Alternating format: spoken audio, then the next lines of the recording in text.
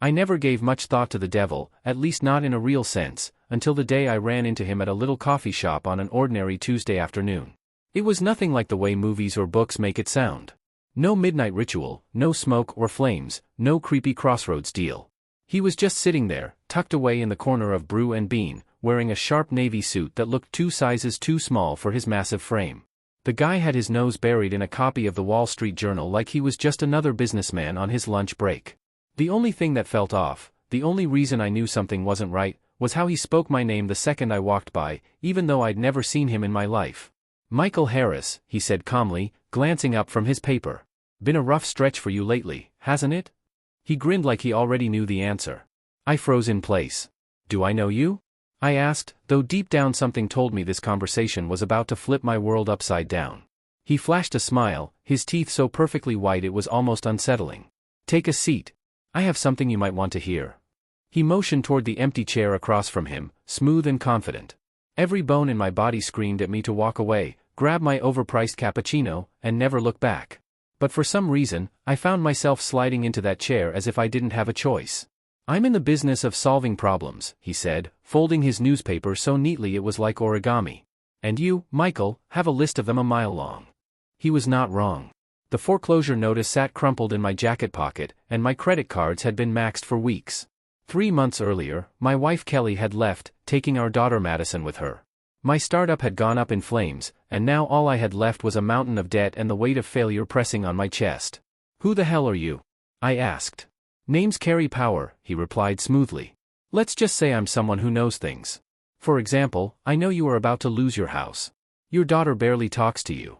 Your ex-wife believes you're a complete disappointment. Your credit is wrecked, and your former business partners avoid you like the plague." He leaned back, looking smug. "Am I close?" His words hit like a punch to the gut. "How the hell do you?" I started, but my voice trailed off. He chuckled. "How do I know? That is my trade. The real question is, how badly do you want things to change?" I studied him carefully. He looked maybe mid-40s, with salt and pepper hair, gentle eyes, and arms that looked like they could bench press a truck. If you passed him on the street, you'd think he was some well-paid accountant, not whatever he actually was. "So, what are you suggesting?" I asked slowly. "A deal. A very fair one, really." He pulled out a sleek leather portfolio from inside his jacket. "I am prepared to give you $1 million. Cash. Untraceable. Enough to save your house, win your family back, start over fresh." His tone had that annoying boardroom confidence, like a corporate shark pitching a safe bet. "And in exchange?" I asked. His grin widened. "Just a small portion of your soul. Nothing dramatic. Let's say, 10%.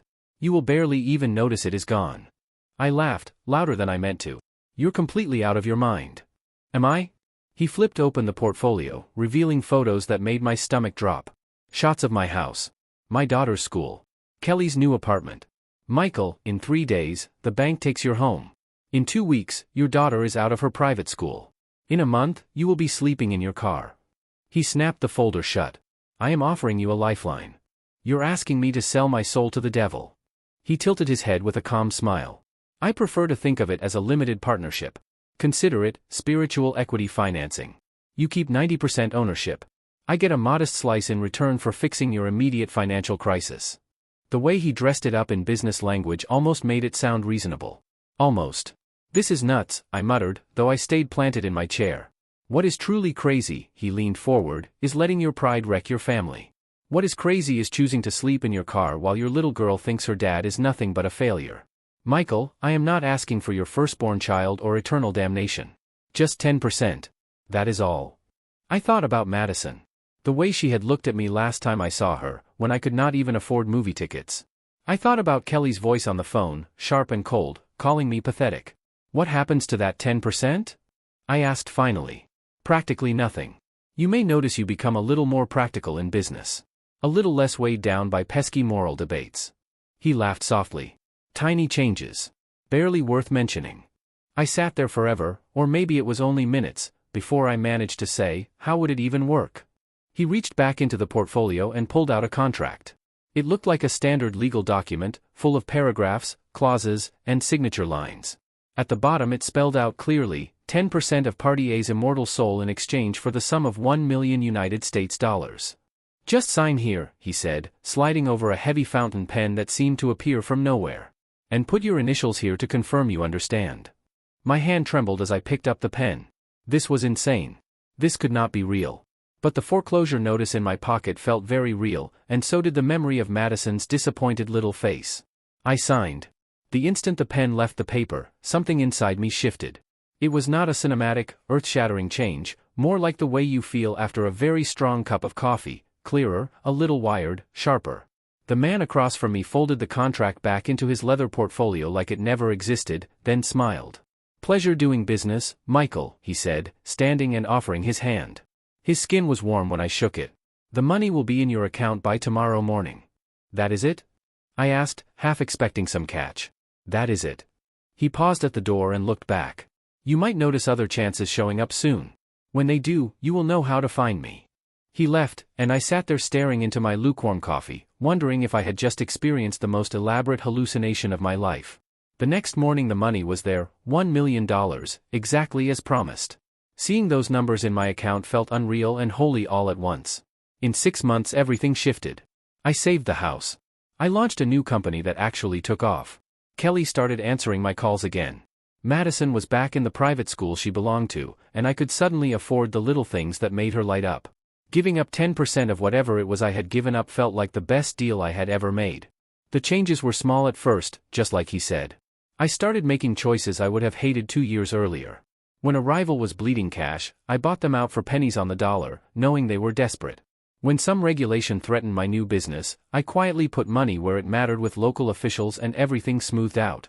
Nothing that would land me in prison, not exactly, but definitely things I would not have done before. I told myself it was just smart business.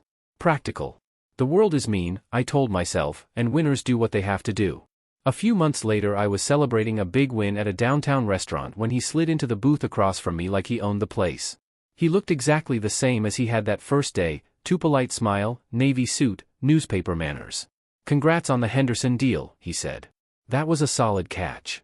Thanks. I tried to sound casual, but my gut clenched. What are you doing here? Complication, he said simply. The Henderson contract almost went to your main rival. They had the inside track, better offer, closer ties.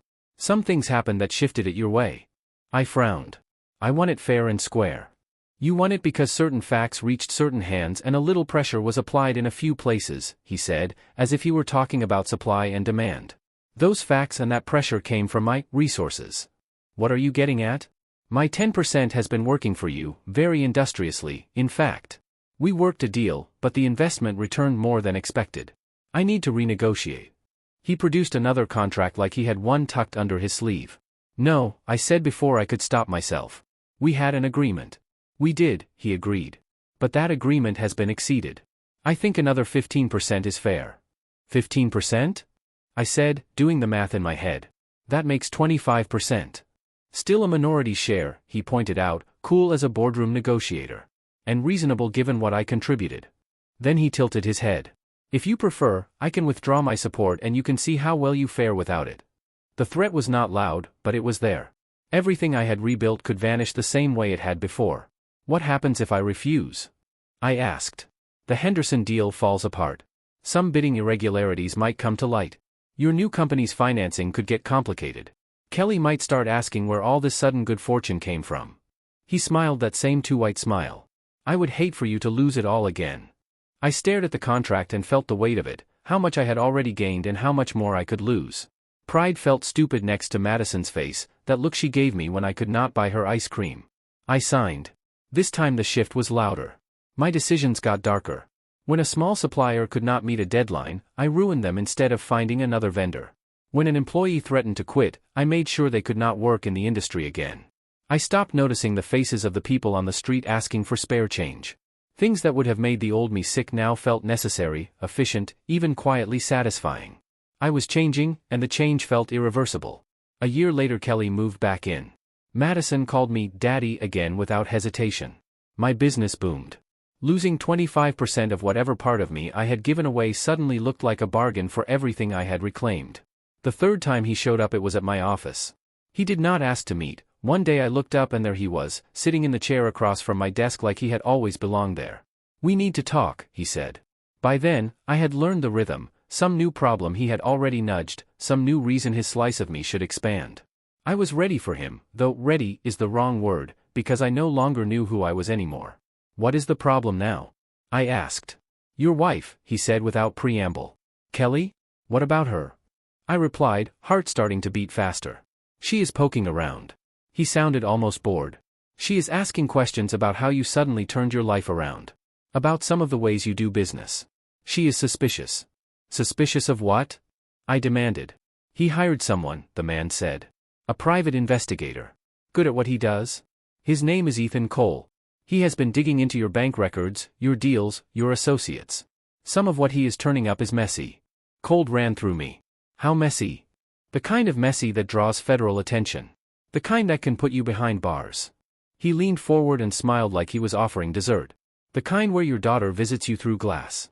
His grin was way too calm. Do not lie to me. Am I? He slid a manila folder across my desk. Inside were photos, spreadsheets, copies of transfers, email printouts. Little pieces of everything I had done. Any one of those items might have an explanation. Stacked together they looked like a pattern, systematic, deliberate. This is circumstantial, I said, but my voice trembled. Maybe. But it is enough to start a probe. Enough to bring subpoenas, searches, and headlines. Enough to rip apart your business, your marriage, your relationship with Madison. All of it. He let the words hang in the air. My hands were shaking. Real fear for the first time in a long time. What do you want? I asked, the words barely a whisper. 30% more, he said. That pushes my stake to 55%. Controlling interest. In return, all of this goes away. Ethan has an accident. The reports vanish. Your wife's suspicions fade. You keep everything you have now. 55%? I did the math with my head. That is more than half. It is, he admitted. But think about the alternative. I looked at the pictures again, at the evidence of what I had allowed myself to become. It was not just me anymore, it was the sum of choices we had both encouraged. The thought of Madison's face if everything came crashing down made pride seem stupid. If you control it, what happens to me? I asked. Oh, do not worry, he said, waving a hand like it was nothing. You will still have your free will. You will still remember who you love. You will simply find yourself more in line with my interests. More decisive. Less bothered by doubts that slow success. I thought about Kelly and Madison and the life we were finally piecing back together. I signed. This change hit like someone had turned up the contrast on everything I saw. What had once felt wrong now felt right. Questions of right and wrong faded into a single rule: succeed. I let people go without care when they cost me money. I pushed small businesses under if they stood in my way. I manipulated markets and squeezed competitors until they broke. I stopped noticing the faces of people sleeping on the sidewalks. Actions that would have sickened the old me now felt efficient, even justified. Kelly stopped asking questions. Ethan's report went missing. My empire grew. But somewhere along the way I stopped steering. I was just moving with the momentum. A few weeks later, I was at Madison's soccer game and he sat down beside me in the bleachers like he belonged there. She is talented, he said, nodding toward my daughter as she ran. Do not, I said sharply. I felt a chill. Do not even think about involving her. I am not here for Madison, he said, patting my shoulder. I am here about you. What now? I said. You are dying, he said bluntly. The words hit me like a punch. That is not funny. Pancreatic cancer. Aggressive. You probably have 6 months, maybe less. He spoke it like a weather report. Medicine can only do so much. I can do more. I stared at him, then at Madison sprinting across the field. You are lying. He put a hand on my waist and pulled me closer so I could not look away. Symptoms will show up next week. You will think it is stress. By the time a doctor can help, conventional treatments will likely be too late. But I can fix it. Let me guess, you want more of my soul, I said. 35% more, he said calmly.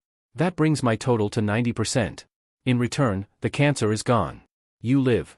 You watch Madison graduate. You walk her down the aisle. I guarantee it. 90%, I repeated. That leaves me with 10%. More than enough for your core memories, your love for your family, your basic self, he reassured me. You will be sharper, more focused, less conflicted.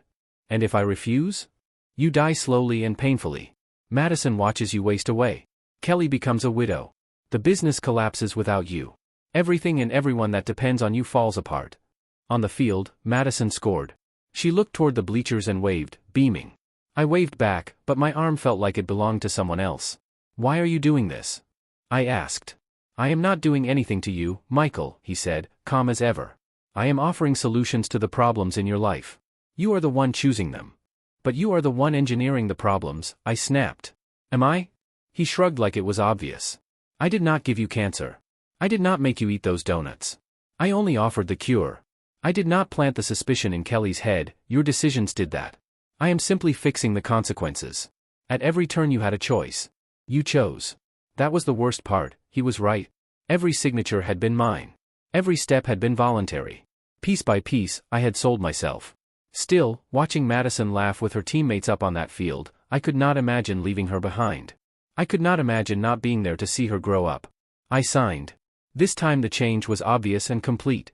It was like crawling into someone else's skin. The last slivers of the old me, the lines that marked right from wrong, just faded away. I felt lighter, clearer, like a lens someone had finally cleaned. The world split into two piles, things that helped me and things that did not. That was it. The next day I fired my brother for questioning me. I evicted a dozen families from rental houses because they were behind on payments. I demolished a non-profit that stood in the way of a development by exposing their leaders' secrets. Paychecks shrank. Jobs vanished. None of it bothered me. It all felt reasonable. Efficient. Correct. Kelly smiled more. She stopped asking hard questions and started enjoying the life my success paid for. Madison flourished at her pricey school, surrounded by things I could finally afford. I had everything, health, wealth, and power beyond what I had ever dreamed. And I had become less than human. I was mostly a brain in a meat suit. The final meeting felt inevitable. I had been waiting for it for months. One quiet Sunday evening he walked into my home office as if he had always lived there. Madison was upstairs doing homework. Kelly was on the couch reading. The house looked normal. Perfect. Hello, Michael, he said. I did not answer. I come with good news, he continued. You have been such an exemplary partner that I can offer you the deal of a lifetime. Deal? I said. A total buyout, he said. I purchase your remaining 10%. In return I guarantee Madison and Kelly will never want for anything. Madison will get into any college she chooses. Kelly will be comfortable and safe. They will both be prosperous and long-lived. And me? I asked. You will be exactly the man you have become, successful, powerful, effective. You will not be you anymore. I leaned back and felt strangely calm. The dread I had expected to feel was oddly muted. What happens to what is left of my soul if you own 100%? I asked. It becomes mine outright, he said. Your body will keep going. Your mind will work. The essential spark that made you Michael Harris will move to me. You will act as an extension of my will. So I become you, I said. A part of me, yes, he replied. I thought about the guy I used to be 3 years earlier, struggling, humiliated, stupid in the way only desperation makes you. He felt like someone else now. That man had loved Madison in a way that was simple and real. He had loved Kelly without calculating the return. He had felt genuine guilt when he hurt people.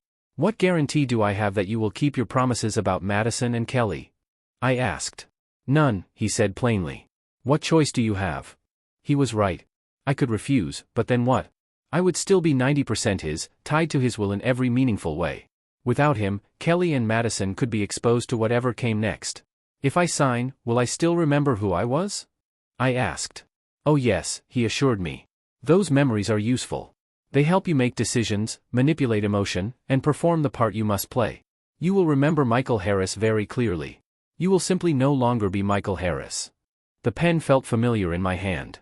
It had become a tool I knew how to use. One last question, I said. What is your real name? For the first time, he looked like he enjoyed a question. His face had a flash of something like recognition. You can call me Michael, he said. That is who I am going to be. I signed. The shift was instant and absolute. The thing that had been uniquely me, the spark, the core, slid away like water through a crack in a cup. What was left was pure purpose, focused, efficient, and perfectly clear. I am not Michael Harris anymore. I wear his face, carry his memories, run his companies, sleep in his house, kiss his wife goodnight.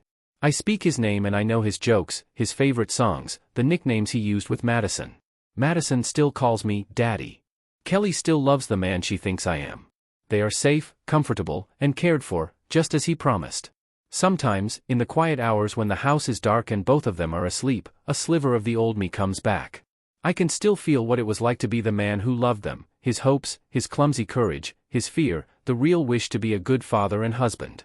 I remember how desperate he was, how small decisions stacked up until they became a life he no longer recognized. I also remember, with a sick clarity, that every one of those deals was exactly as simple as it looked. He told me his name, after all. Now, when broken people end up at coffee shops, bars, office lunches, or sitting in school bleachers talking to a well-dressed man who already knows their problems and promises fixes, they are talking to whatever is left of me. He sits there in the same suit, uses the same calm tone, and sells the same neat solutions I once bought. He offers what I offered him, tidy terms, plausible logic, and the slow, steady purchase of a life in bite-sized payments. He is direct about the cost. He does not dress up the consequences. He lays out the math and the outcomes like a business proposal. And like I did, he finds that people who are desperate will sign away pieces of themselves, piece by piece, installment by installment, always convincing themselves it is just a practical choice, just the smart play to save what matters. It is as plain as that. They simply do not want to see it.